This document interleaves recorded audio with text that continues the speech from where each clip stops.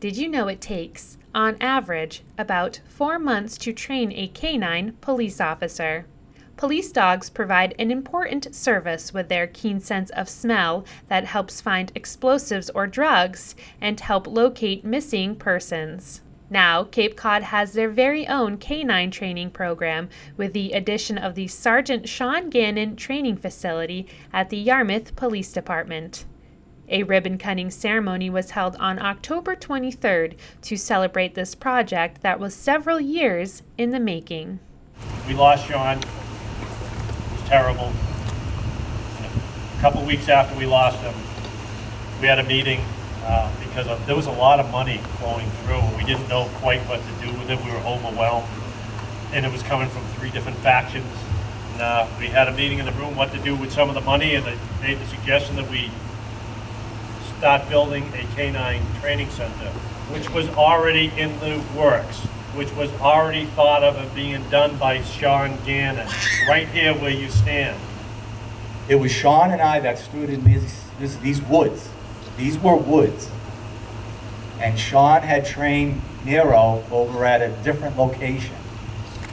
And Nero scared one of the people over there. And the person called and said, geez, can you do something different? You know, the police dogs coming to our location scares us. So I talked to Sean, and the person that he is, he exactly told the truth about what happened. He said, yeah, Nero went after someone, but he was never in danger. I called him away, and Nero was just doing his job, and nothing bad ever happened. Good happened. So Sean and I walked out here in the woods, just us two. He said, why don't we train here? This is where we were. This is our house. And I said, oh my God, Sean, you know, that makes so much sense. The canine training facility, named after former Yarmouth Police Sergeant Sean Gannon, who was murdered back in April 2018, is the first of its kind on Cape Cod. It will provide essential training to the canines and their handlers. Yarmouth Police has a long legacy of canine officers, and they are teams. They're teams with their dogs, and they're teams with each other.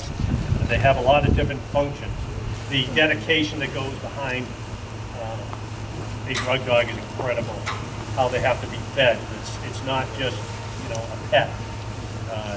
It's a lifestyle that has to be lived to make them good. They're good. People have this idea that once the job is done at the end of the day, the canines just go back to the kennel. That isn't true. It's a 365, 24/7 job. These are dedicated men and women that take care of canines. Canines, as we have seen in the case of Canine Kit, who flew into bullets and saved 3 lives. We can't do enough for them. The ceremony included tours of the new building with demonstrations done by the Cape Cod Regional SWAT Team and Yarmouth Police Canine Unit.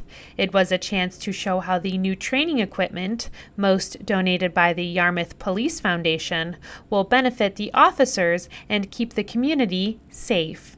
We have provided the department with, among other things, a canine storm intruder SWAT vest and camera system, an outside canine kennel, a protective response carcass, and a drone.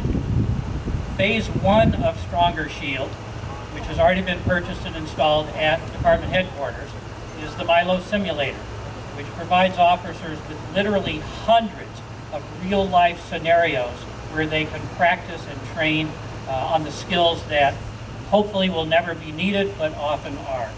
The facility was built using donations and support from local organizations, businesses, and individual community members. We are so blessed to have a community that believes in the importance of doing exactly this.